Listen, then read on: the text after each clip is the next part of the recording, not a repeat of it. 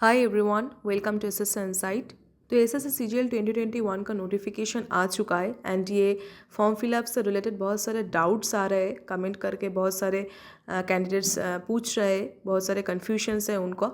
तो इसलिए मुझे लगा कि आप लोगों का जो कन्फ्यूजन्स है वो दूर कर देना चाहिए एंड जो भी सबसे ज़्यादा पूछा जाने वाला क्वेश्चंस है, जो कॉमन डाउट्स होता है एस्पिरेंट्स का, उसी के ऊपर ही आज डिस्कस करेंगे। तो अगर आपने अभी तक सीजीएल का फॉर्म फिलअप नहीं किया है तो मैं आपको सजेस्ट करूंगी कि आप एक बार ज़रूर ये वीडियो देख लेना।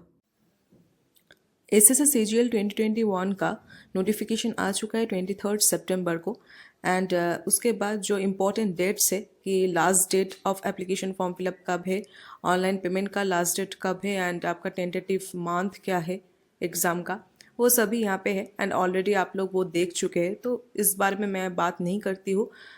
जो कुछ कॉमन कन्फ्यूजन्स है एस्पिरेंट्स को फॉर्म फिलअप के लिए, कुछ कॉमन कन्फ्यूजन्स रहता है, उसी के ऊपर आज बात करेंगे। उससे पहले जो फर्स्ट सजेशन है आप लोगों के लिए वो है कि जल्द से जल्द अपना फॉर्म फिलअप कर लेना, क्योंकि एसएससी के वेबसाइट में बहुत सारे इश्यूज रहते हैं। लास्ट डेट को छोड़ो, कुछ दिन बाद ही प्रॉब्लम शुरू हो जाएगा वेबसाइट में। तो इसलिए जितना हो सके जल्दी जल्दी फॉर्म फिलअप कर लेना एंड अगर फॉर्म फिलअप में कोई भी दिक्कत हो रहा है तो मिडनाइट को ट्राई करना। मिडनाइट मतलब आफ्टर 1 AM या 12 के बाद ट्राई कर सकते हो। उस टाइम में साइट उतना रश नहीं रहता है। तो अगर कोई भी इशू हो रहा है, अगर लास्ट एंड टाइम में अगर आप फॉर्म फिलअप कर रहे हो, अगर कोई भी इशू हो रहा है तो आफ्टर 12 या 1 AM के बाद ट्राई कर सकते हो। उस टाइम फॉर्म फिलअप हो जाता है, ठीक है। बट उसकी ज़रूरत नहीं है, जल्द से जल्द फॉर्म फिलअप कर लेना, क्योंकि फॉर्म तो फिलअप करना ही है। जो भी कन्फ्यूजन्स है वो आज दूर हो जाएगा और उसके बाद फॉर्म फिलअप कर लेना। तो आप लोगों का जो फर्स्ट कन्फ्यूजन रहता है एज को लेकर, तो वो मैं एक बार क्लियर कर देती हूँ। ये रहा एज लिमिट का जो यहाँ पे क्रूशियल डेट है, वो अच्छे से देख लेना। देखिए यहाँ पे जो एज स्टार्ट होता है सीजीएल के लिए वो 18 से स्टार्ट होता है एंड डिफरेंट डिफरेंट पोस्ट के लिए डिफरेंट डिफरेंट एज लिमिट होता है। जैसे कि 2400 grade pay and 2800 grade pay, जो कि है 2400 है टैक्स असिस्टेंट के लिए एंड 2800 है ऑडिटर इन डिफरेंट डिपार्टमेंट्स के लिए। ये सब जो ग्रेड पे का पोस्ट है उसमें 27 लिमिट रहता है, ठीक है। तो 27 लिमिट के लिए जो आपका एज के लिए क्रूशियल डेट है वो है 2 जनवरी 1995, ठीक है। तो आपका जो बर्थ डेट है वो इससे आगे नहीं हो सकता। इस डेट और इसके बाद का डेट हो सकता है, तभी आप इस जो पोस्ट है ऑडिटर एंड टैक्स असिस्टेंट उस सब पोस्ट के लिए एलिजिबल होंगे, ठीक है। उसके बाद ये 20 to 30, 18 to 30, मतलब जो 30 जो एज लिमिट है वो मोस्टली 4200 एंड 4600 ग्रेड पे का पोस्ट के लिए होता है, ठीक है। तो वो सब के लिए आपका जो क्रूशियल डेट है, आपका बर्थ डेट 2 जनवरी 1992 के आगे नहीं होना चाहिए, ठीक है। तो अगर आपका 27 एज हो चुका है फिर भी आप सीजीएल का फॉर्म आराम से फिलअप कर सकते हो, बट उस टाइम आप 4200 4600 ग्रेड पे के लिए एलिजिबल रहोगे। तो इसलिए कंपटीशन थोड़ा सा हाई रहेगा एंड आपका स्कोर भी बहुत अच्छा होना चाहिए।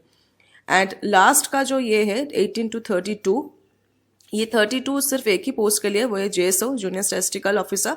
उस पोस्ट के लिए एकमात्र एज लिमिट जो है वो है 32। यहाँ पे कौन सी पोस्ट के लिए क्या क्या एज लिमिट है वो यहाँ पे आप देख सकते हो इस पेज में, ठीक है। इस पेज में है। तो बहुत लोग कंफ्यूजन लेके भटकते रहते हो कि कहाँ से अपना प्रॉब्लम सॉल्व करे, बट अगर आप नोटिफिकेशन अच्छे से देखते हो तो आपका सभी कंफ्यूजन यहाँ से क्लियर हो जाता है।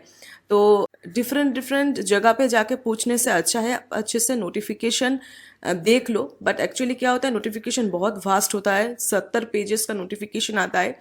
तो इसलिए ढूंढ पाना मुश्किल होता है, स्पेशली जो बिगिनर्स है उनको, उनके लिए तो बहुत ही मुश्किल होता है एग्जैक्टली आंसर ढूंढ पाना।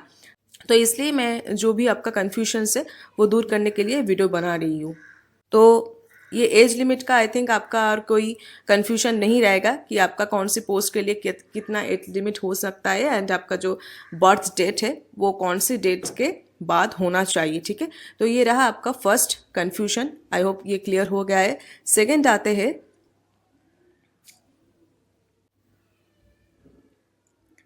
ये 8th नंबर पेज में जो भी रिजर्व कैटेगरीज है, SC ST OBC PWD, ex serviceman, AWS सभी जो कैटेगरीज है उसके लिए यहाँ पे जो नोटिस है वो वहाँ पे आपका जो सर्टिफिकेट है उसका क्रूशियल डेट 23 जनवरी 2022 होना चाहिए। यहाँ पे आप 6.2 नंबर पॉइंट पे देख सकते हैं कि आपका जो सर्टिफिकेट्स होता है वहाँ पे क्रूशियल डेट के आगे वो मेंशन होता है।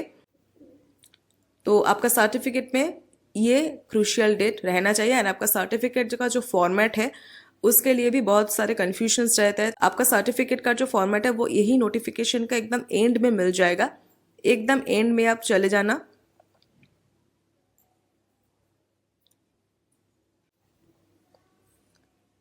$54 नंबर पेजेस से स्टार्ट होता है, ठीक है। जो भी रिलैक्सेशन है उसके लिए जो फॉर्मेट है वो 54 नंबर पेजेस से स्टार्ट होता है। ये देखिए पहले एक सर्विसमैन आ गया, उसके बाद ये SC ST का जो सर्टिफिकेट का फॉर्मेट है वो है, उसके बाद OBC का है, OBC का है, ठीक है। तो ये जो फॉर्मेट है इसको मेंटेन करना है एंड आपको ये फॉर्मेट ही डाउनलोड करके प्रिंट आउट करके यहाँ पे आपका अपना सर्टिफिकेट बनाना है। एंड ये 8th नंबर पेज में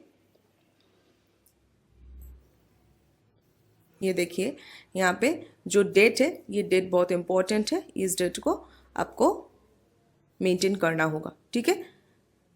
इसके बाद आते हैं जो पूछ रहे थे मुझे कि मैं बैचलर डिग्री के 3rd ईयर स्टूडेंट हूँ या मेरा बैचलर डिग्री अभी तक कंप्लीट नहीं हुआ है तो मैं क्या फॉर्म फिलअप कर सकती हूँ या नहीं। तो उसका एकदम सीधा सा आंसर है, मैं आपको यहाँ पे दिखा रही हूँ। देखिए ये 10th नंबर पेज में है, ठीक है। यहाँ पे आप देख सकते हैं क्या लिखा है कि the candidates must possess essential qualification on or before the closing date for receipt of online applications, that is 23rd January 2022। तो डॉक्यूमेंट वेरिफिकेशन में आपका जो मार्कशीट एंड सर्टिफिकेट्स है वो चेक किया जाता है एंड उसमें जो डेट्स है वो नोट किया जाता है, ठीक है। तो आपका ये बैचलर डिग्री का एग्जाम है तो इसलिए बैचलर डिग्री का जो मार्कशीट है वहाँ पे जो डेट है वो बहुत ही क्रूशियल है एंड वो डेट यहाँ पे जो लिखा है 23rd जनवरी 2022 और इसके आगे का डेट होना चाहिए। दैट मीन्स आप जो ग्रेजुएटेड हुए हो उसके लिए जो डेट है, मतलब जो आपका डेट ऑफ पासिंग ईयर है वो 23rd जनवरी 2022 और इसके पहले का डेट होना चाहिए। तो इससे ये साफ साफ क्लियर है कि अगर आप 3rd ईयर स्टूडेंट हो और आप अभी कॉलेज परस्यू कर रहे हो तो आप इस एग्ज़ाम के लिए एलिजिबल नहीं हो। आप एक बार पास आउट हो जाओ उसके बाद ही आप इस एग्ज़ाम के लिए एलिजिबल हो सकते हो, क्योंकि आपका जब डॉक्यूमेंट वेरिफिकेशन होगा तब आपका मार्कशीट चेक किया जाएगा। मार्कशीट में आपका जो डेट है वो ये क्रूशियल डेट वहाँ पे माना जाएगा। तो अगर आपका मार्कशीट में डेट इससे बाद का होगा तो आप वहाँ से रिजेक्ट हो जाओगे। जितना भी आपका अच्छा मार्क्स रहेगा, जितना भी अपना अच्छा स्कोर रहेगा, जो भी आपने मेहनत किए होंगे सभी बेकार हो जाएगा अगर आपका ये क्रूशियल डेट मैच नहीं करता है तो, ठीक है। तो ये ध्यान में रखते हुए ही फॉर्म फिलअप करना। उसके बाद आते हैं इस बार 2 नए पोस्ट ऐड हुआ है, वो ये है, ये जो 8.4 एंड 8.5 है, assistant in national company law appellate tribunal NCLAT and और एक research assistant in national human rights commission NHRC। तो ये 2 पोस्ट ही 4600 ग्रेड पे का पोस्ट है जो बहुत ही अच्छा है, क्योंकि अच्छे लेवल, अच्छे पे लेवल का पोस्ट और भी इंक्लूड होना चाहिए। पता नहीं अब इसमें कितना वैकेंसी रहेगा, वो डिपेंड कर रहा है। अगर वैकेंसी कम रहेगा तो उतना भी बेनिफिशियल नहीं होगा एस्पिरेंट्स के लिए। तो वैकेंसी आने में तो अभी देरी है। तो ये 2 ही जो पोस्ट है असिस्टेंट एंड रिसर्च असिस्टेंट, ये 2 पोस्ट ही 4600 ग्रेड पे का पोस्ट है। एंड यहाँ पे एक बात मैं मेंशन करना चाहती हूँ, बहुत लोग कंफ्यूज हो जाते हैं इसेंशियल क्वालिफिकेशन डिज़ायरेबल क्वालिफिकेशंस के बीच में। तो यहाँ पे देखिए बोथ जो पोस्ट है, बोथ 8.4 एंड 8.5 का बोथ जो पोस्ट है, बोथ के लिए एसेंशियल क्वालिफिकेशन क्या है, bachelor's degree from a recognised university or institute, ठीक है। यहाँ पे भी देखिए bachelor degree from a recognised university or institute. तो दोनों के लिए डिजायरेबल क्वालिफिकेशन जो सीजीएल का जो हर एक पोस्ट, सीजीएल का जो हर एक पोस्ट के लिए सेमी क्वालिफिकेशन होता है सिंपली बैचलर डिग्री, ठीक है। तो यहाँ पे इसका एक डिजायरेबल क्वालिफिकेशन है, इसके लिए क्या है, degree in law from a recognised university, ये आपका NCLAT के लिए। एंड और एक है मिनिमम, ये रिसर्च असिस्टेंट के लिए क्या है कि minimum 1 year research experience in any recognized university और recognized research institution and degree in law और human rights from recognized university. तो ये क्या है, ये डिजायरेबल क्वालिफिकेशन से, मतलब ये मैंडेटरी नहीं है। आपके क्वालिफिकेशन में ये हो या ना हो, इससे आपका सिलेक्शन में कोई भी फर्क नहीं पड़ता है। ये डिज़ायरेबल है, ये याद रखना, इससे कुछ भी मैटर नहीं करता है आपके सिलेक्शन के लिए। ये इसलिए दिया गया है क्योंकि ये इसका जो वर्क प्रोफाइल है वो इससे मिलता जुलता है। इसलिए अगर आपके पास ये क्वालिफिकेशंस रहेगा तो आपको शायद काम करने में आसानी रहेगा, यही है और कुछ भी नहीं। इससे किसी भी तरीके से आपके सिलेक्शन में या आपके नौकरी में कोई भी इंप्रेशन नहीं पड़ता है, ठीक है। तो मेन क्या होता है, मेन एसेंशियल क्वालिफिकेशन होता है जो सबके पास है, बैचलर डिग्री, और इसके लिए ही आप सीजीएल में अप्लाई कर रहे हो। और यहाँ पे और एक बात मैं ऐड करना चाहूँगी, ये असिस्टेंट ऑडिट ऑफिसर और असिस्टेंट अकाउंट्स ऑफिसर के लिए ये सीजीएल के द्वारा एकमात्र पोस्ट है जिसमें 4800 ग्रेड पे में आपका रिक्रूट होता है, ठीक है। तो इससे क्या होता है, ये इसके बारे में बहुत लोगों को कन्फ्यूजन रहता है। मैं जब सीजीएल फर्स्ट टाइम दिया था मुझे भी कन्फ्यूजन था, मुझे तो वो लिस्ट 1 लिस्ट 2 लिस्ट 3 के बारे में भी नहीं पता था कि कौन सी पोस्ट के लिए कौन सी लिस्ट है, ठीक है। तो मेरा वो लिस्ट 1 में नाम आ गया था एंड मुझे पता भी नहीं था कि लिस्ट 1 में नाम आने से पेपर 4 जो इससे रिलेटेड है, assistant audit officer assistant accounts officer के लिए एक पेपर 4 होता है फिनेंस से रिलेटेड, ठीक है, कॉमर्स फाइनेंस से रिलेटेड ये पेपर होता है। अगर आपके नाम लिस्ट 1 में आता है तभी आप वो पेपर 4 दे सकते हो। इसके बाद आते हैं ये 11 नंबर पॉइंट में, ये एसएससी के द्वारा लिए गए एक लेटेस्ट स्टेप है जो कि कमेंडेबल स्टेप है, क्योंकि एप्लीकेशन फॉर्म में गलती होने की वजह से बहुत सारे ऐसे सीरियस एस्पिरेंट्स एग्ज़ाम नहीं दे पाते हैं। लास्ट मोमेंट में जाके उनका एग्ज़ाम स्टेटस में कैंडिडेचर कैंसल्ड आते हैं, रिजेक्टेड आते हैं, एप्लीकेशन फॉर्म रिजेक्टेड आते हैं, जो बहुत ही मतलब दर्दनाक होते हैं उनके लिए, क्योंकि इतने दिनों से इतने महीनों से वो लोग तैयारी करते हैं and at the end of the moment जब 15 डेज पहले जब एग्ज़ाम स्टेटस आता है वहाँ पे आपका एप्लीकेशन रिजेक्टेड दिखाता है। तो बहुत ही पेनफुल होता है जो लोग अच्छे से तैयारी करते हैं उनके लिए। तो इस वजह से I think huge number of application ऐसे रिजेक्ट होता है हर एसएससी के एग्जाम्स के लिए। इसके लिए आई थिंक एसएससी ने ये स्टेप लिया है। ये अगर आपसे ओवरलुक हो जाए इसके लिए अलग से एक नोटिस दिया गया था 23rd को ही, उसके साथ साथ ही ये वो नोटिस है। तो फोटोग्राफ से पहले मैं ये दिखा देना चाहती हूँ कि Windows for application for form correction. तो यहाँ पे क्या बोला गया है कि आपका जो क्लोजिंग डेट है जो कि 23 जनवरी 2022, एप्लीकेशन फॉर्म का जो लास्ट डेट है 23 जनवरी, उसके बाद आपका एक 5 दिन आपको दिया जाएगा एप्लीकेशन फॉर्म करेक्शन के लिए। 5 दिन ये पोर्टल ओपन रहेगा। वहाँ पे वो करेक्शन में आप अपना फॉर्म रिसबमिट कर सकते हो, जो भी करेक्शन से वो करेक्शन करके आप रिसबमिट कर सकते हो, ठीक है। अब उसके लिए आप ये 2 बार ही कर सकते हो, क्योंकि यहाँ पे लिखा है कि candidates will be allowed to correct and resubmit his corrected application 2 times, ठीक है, 2 टाइम्स। आप 2 बार ही ये कर सकते हो during the window for application form correction. And 3rd point पे ये लिखा है कि अगर आपने डेट क्लोज होने से पहले अगर पूरा एप्लीकेशन फॉर्म फिल किया था, ऑनलाइन फी पेमेंट किया था, उसके बाद ही आप ये करेक्शन के लिए एलिजिबल रहोगे। मतलब अगर आपने कंप्लीटली फॉर्म फिलअप किया है तभी आप ये करेक्शन कर सकते हो। अगर आपने इनकम्प्लीट करके छोड़ दिया है तो वैसे भी आपका एप्लीकेशन एक्सेप्टेड नहीं होगा, तो उसके लिए करेक्शन भी आप नहीं कर सकते, ठीक है। अब लास्ट में आते हैं ये 5th पॉइंट में कि आपने वहां पे कहा है कि आप 2 बार फॉर्म का करेक्शन कर सकते हो, तो इसलिए आपको चार्ज किया जाएगा। फर्स्ट टाइम करेक्शन के लिए आपको 200 रुपीज़ चार्ज किया जाएगा। एंड अगर फर्स्ट टाइम करने के बाद भी आपको लगता है कि नहीं और भी कुछ करेक्शंस बाकी रह गए और भी कुछ गलत हो गया है, तो इसके लिए आप सेकेंड टाइम एंड वही लास्ट टाइम आप करेक्ट कर सकते हैं, उसके लिए आपको 500 लगेगा। ये जो चार्जेस है ये इरेस्पेक्टिव ऑफ योर जेंडर और कैटेगरीज है, क्योंकि एसएससी का जो फॉर्म फिलअप का चार्जेस होता है वो SC, ST, PWD, women candidates के लिए एग्जम्प्टेड होता है, एक सर्विसमैन के लिए एग्जम्प्टेड होते हैं and male unreserved and OBC categories के कैंडिडेट्स के लिए 100 रुपीज़ एप्लीकेशन फी रहता है। बट इसके बाद अगर आप कोई भी फॉर्म में करेक्शन करना चाहते हो तो वो रिस्पेक्टिव ऑफ जेंडर होगा। अगर आप फर्स्ट टाइम करोगे तो इसके लिए 200 रुपीज़ लगेगा एंड उसके बाद भी अगर आप सेकंड टाइम और लास्ट टाइम करेक्शन करना चाहते हो तो उसमें आपको 500 रुपीज़ लगेगा। एंड ये आप किसी भी माध्यम से आप ये कर सकते हो ये पेमेंट।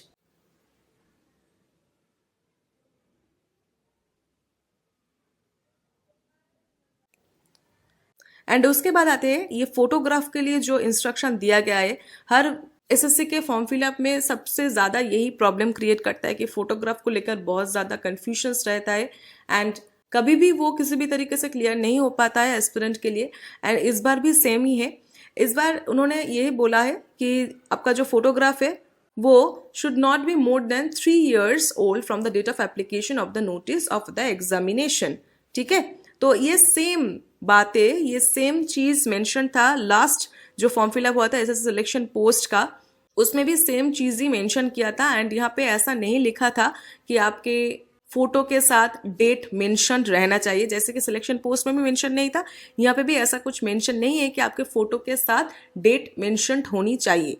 तो नोटिफिकेशन में जो है उसी को मान के चलना चाहिए। नोटिफिकेशन में जो लिखा है उसी को मेंटेन करके चलना चाहिए। नोटिफिकेशन में ऐसा कुछ भी लिखा नहीं है कि आपके फोटो के साथ डेट मेंशन रहना चाहिए। हालांकि इसके आगे ऐसे बहुत सारे एस्पिरेंट्स का फॉर्म रिजेक्ट हो चुका है, फोटो के साथ डेट मेंशन नहीं था, इसके लिए उनका एप्लीकेशन रिजेक्ट हो चुका है। ये इसका आगे जो CHSL MTS का एग्जाम हुआ था, CGL का एग्जाम हुआ था, उसमें सभी का, बहुत सारे एस्पिरेंट्स का, बहुत सारे कैंडिडेट्स का फॉर्म रिजेक्ट हो चुका था क्योंकि उनके फोटो के साथ डेट मेंशन नहीं था। उसके बाद से पता नहीं सिलेक्शन पोस्ट एंड इस अब CGL 2021 में भी वो क्राइटेरिया ही उन्होंने यहाँ पे मेंशन नहीं किया, सिर्फ उन्होंने ऐसा लिख दिया कि आपका जो फोटो है वो should not be more than 3 months old from the date of publication of the notice of examination।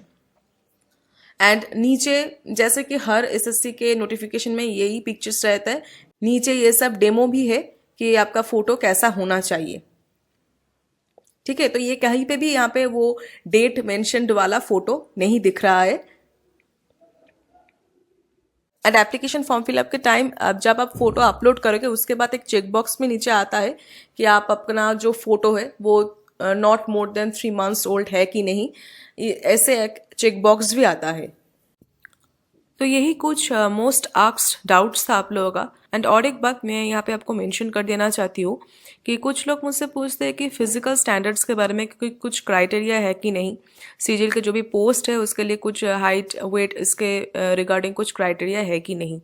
तो वो एक्चुअली फॉर्म फिलअप के टाइम आपको रिक्वायर्ड नहीं रहता है, वो आपको डॉक्यूमेंट वेरिफिकेशन के टाइम जब आप पोस्ट प्रेफरेंस दोगे उस टाइम आपको वो ज़रूरत होता है जानने के लिए। अदरवाइज अभी जानने की ज़रूरत नहीं है। फिर भी मैं आपको एक बार दिखा देना चाहती हूँ कि एकदम लास्ट में 69 पेजेस है, एकदम 68 नंबर ऑफ पेजेस में ये एनेक्जर 17 में फिजिकल स्टैंडर्ड्स है। ये पर्टिकुलर कुछ सीजीएल के पोस्ट के थ्रू जहाँ पे सिलेक्शन होता है, पर्टिकुलर कुछ पोस्ट के लिए फिजिकल स्टैंडर्ड्स होता है जो बहुत ही नॉमिनल है, बहुत कुछ क्रिटिकल टाइप ऑफ स्टैंडर्ड्स नहीं है। तो यहाँ पे फिजिकल स्टैंडर्ड्स है जो कि CBIC डिपार्टमेंट में टैक्स असिस्टेंट के अलावा जो भी पोस्ट है, central excise inspector, examiner and preventive officer, इसका जो भी पोस्ट है, and also inspector and sub inspector in central bureau of narcotics, इन सब के लिए एक फिजिकल स्टैंडर्ड्स है मेल एंड फीमेल कैंडिडेट्स के लिए। इसके अलावा भी है और भी फॉर सब inspector in central bureau of investigation and also in NIA national investigation agency. तो ये कुछ जो जहाँ पे फिटनेस की थोड़ा सा ज़रूरत होता है उस सब पोस्ट के लिए फिजिकल स्टैंडर्ड्स यहाँ पे रिक्वायर्ड है। ठीक है, तो ये बेसिकली आपका डॉक्यूमेंट वेरिफिकेशन के टाइम आपका ज़रूरत पड़ता है क्योंकि तब आप पोस्ट प्रेफरेंस डालते हो, तो इसलिए यहाँ पे मैंने एक बार आपको दिखा दिया क्योंकि बहुत लोगों का ऐसा कन्फ्यूजन रहता है, क्योंकि ऐसे ही उन्होंने कहीं से सुना होगा कि ऐसे ऐसे स्टैंडर्ड्स रहते हैं, ऐसे ऐसे क्राइटेरिया रहते हैं, बट वो कंप्लीट इन्फॉर्मेशन हो सकता है कि उनके पास नहीं है। तो इसके लिए आप एकदम लास्ट में चले जाओगे तो यहाँ पे आपको मिल जाएगा कि कौन सी पोस्ट के लिए क्या क्या क्राइटेरिया है। ठीक है, तो यही जो थोड़ा बहुत डाउट्स था आप लोगों का, आई थिंक कि इसके बाद आपका और कोई डाउट्स नहीं रहा होगा। ये कुछ कॉमन डाउट्स है जो मैंने आपके साथ डिस्कस कर लिया है। और एक बात, मॉक टेस्ट आपका प्रिपरेशन में एक बहुत ही क्रूशियल रोल प्ले करता है। जितना ज़्यादा आप मॉक टेस्ट दोगे उससे आपको ये पता चलता है कि आपका खामियां क्या है, कहाँ पे आपका ज़्यादा गलती हो रहा है, कहाँ पे आपका निगेटिव्स हो रहा है, कौन सी पोर्शन को, कौन से सब्जेक्ट्स को आपको अच्छे से देखना चाहिए और भी इम्प्रूव करना चाहिए। कंपटीशन में आप कहाँ पे हो, कहाँ पे आप खड़े हो, वो ऑनलाइन मॉक टेस्ट देने से आपको अच्छे से पता चलता है। तो as per my view mock test देने के लिए जो सबसे अच्छा प्लेटफॉर्म है वो है टेक्स्ट बुक। एंड अभी टेक्स्ट बुक का blockbuster sale of the year चल रहा है। 24 दिसंबर से 31 दिसंबर तक। टेक्स्ट बुक का ये लाइफ टाइम पास के अंदर 450 से भी ज़्यादा एग्जाम्स के लिए 31,000 से भी ज़्यादा मॉक टेस्ट मिल जाएगा। ये 31,000 मॉक टेस्ट के अंदर full mock test, sectional mock test, previous years test, chapter wise test, different quizzes भी मिल जाएगा। Lifetime Testbook pass जो कि वैलिड है फॉर 3 इयर्स, ये 699 में मिल जाएगा। बट SSCIN ये कूपन कोड डालने से 209 रुपीज ऑफ मिलेगा। दैट मीन्स 699 का लाइफ टाइम पास 490 में मिल जाएगा। टेक्स्ट बुक का ये लाइफ टाइम पास के अंदर रेलवे ग्रुप डी का भी लाइव कोचिंग मिल जाएगा जो कि बिल्कुल फ्री है ये पास के साथ। तो अगर आपको लगता है कि रेलवे ग्रुप डी के प्रिपरेशन के लिए आपको कोई भी कोचिंग की जरूरत है, सेल्फ स्टडी आपके लिए काफी नहीं हो रहा है, एक थोड़ा सा गाइडेंस का जरूरत है, तो यहाँ से आप ये लाइव कोचिंग भी अवेल कर सकते हो। तो टेक्स्ट बुक से जुड़े हर इंपॉर्टेंट लिंक डिस्क्रिप्शन बॉक्स में मिल जाएगा। एंड अगर ये टेक्स्ट बुक पास परचेस करना है तो SSCIN कूपन कोड डालने से 699 का टेक्स्ट बुक पास 490 में मिल जाएगा। तो आप सभी लोग बहुत अच्छे से पढ़ते रहिए। That's all, thank you.